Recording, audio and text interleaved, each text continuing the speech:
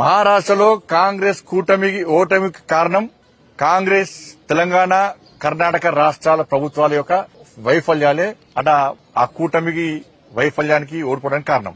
ఎందుకంటే హిమాచల్ ఎన్నికల పేరు చెప్పి కర్ణాటకలో గెలిచారు, కర్ణాటక ఎన్నికల ఫలితాలు చూపెట్టి తెలంగాణలో గెలిచారు. ఈ మూడు రాష్ట్రాల ఫలితాలను పెట్టించి ముగ్గురు ముఖ్యమంత్రులు తీసుకుపోయారు.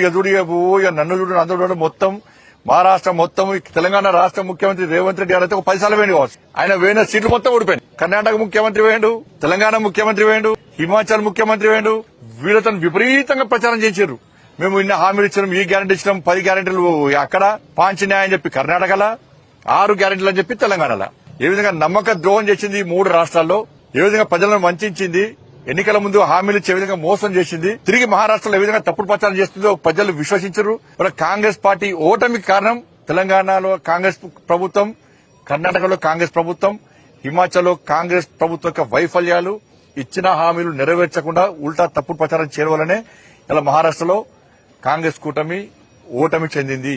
మహారాష్ట్రలో రాష్ట్ర ప్రభుత్వానికి సంబంధించిన ఓటు మహాయుతికి వేసిండ్రు, కేంద్ర ప్రభుత్వానికి సంబంధించిన ఓటు రాహుల్ గాంధీకి వేసారు. అన్ని అసెంబ్లీలు ఓడిపోయినా నాందేడ్ పార్లమెంట్లో రవీంద్ర చౌహాన్ కాంగ్రెస్ పార్టీ గెలిచింది. దీన్ని బట్టి నరేంద్ర మోడీ నాయకత్వాన్ని, ఆ మంత్రివర్గంలో పనిచేస్తున్న కిషన్ రెడ్డిని చీదరించుకున్నారు, చీకొట్టిరు మహారాష్ట్ర ప్రజలు.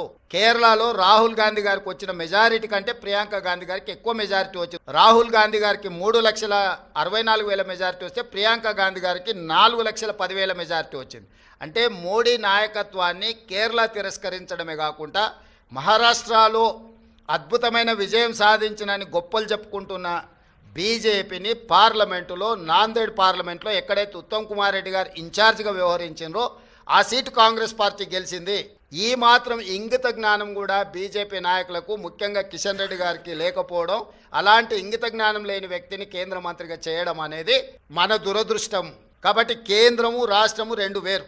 రాష్ట్రానికి సంబంధించిన తీర్పు ప్రజలు ఒక రకంగా ఇచ్చారు, కేంద్రానికి సంబంధించిన తీర్పు ఇంకొక రకంగా ఇచ్చారు. కర్ణాటకలో 3 అసెంబ్లీ ఎన్నికలు జరిగితే 3 బీజేపీ అత్తా లేదు పత్తా లేదు కాంగ్రెస్ పార్టీ గెలిచింది.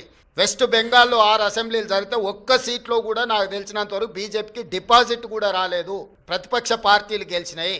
ఈ రకంగా దేశంలో ఏ కొనను చూసినా మోడీ నాయకత్వాన్ని తిరస్కరించిన విషయాన్ని కప్పిపుచ్చుకోవడానికి మహారాష్ట్రలో మీ ప్రభుత్వం ఉంది, మీ ప్రభుత్వం ఏర్పడ్డది.